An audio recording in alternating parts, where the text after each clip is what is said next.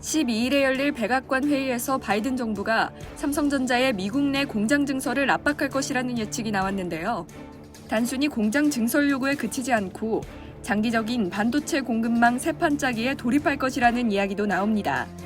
차량용 반도체 부족 때문만이 아니라 미국의 반도체 위상이 크게 흔들리고 있다는 인식도 작용했다는 분석인 건데요.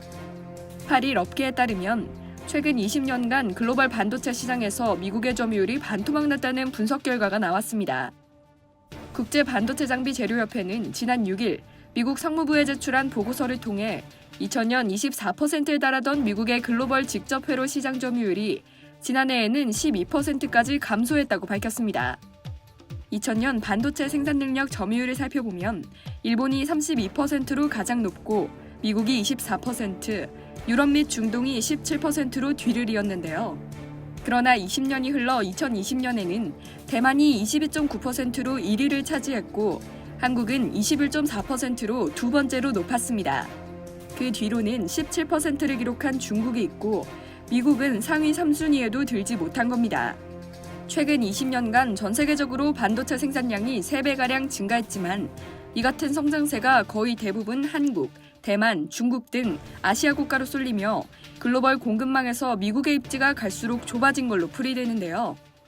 SEMI도 보고서를 통해 현재 세계에서 가장 최첨단의 공정 역량은 모두 미국 밖의 반도체 공장에서만 가능하다면서 냉정한 현실을 지적했습니다.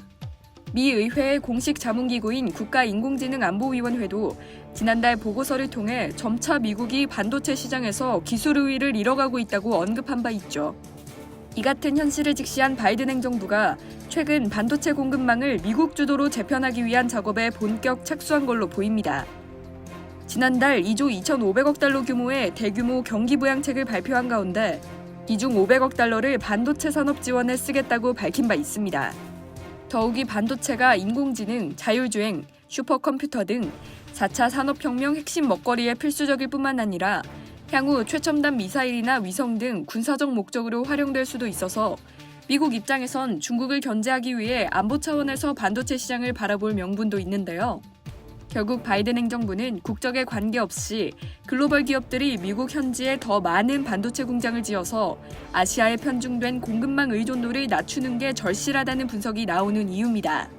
국내 반도체 업계에선 삼성전자를 향한 백악관의 초청이 사실상 바이든 행정부의 투자 청구서라고 평가합니다. 삼성전자는 매출액 기준 세계 2위 반도체 업체이자 글로벌 메모리 1위 기업이죠. 특히 파운드리 시장에선 대만의 TSMC에 이은 업계 2위로서 현 상황에서 미국이 손내밀 수 있는 최적의 파트너로 여겨집니다.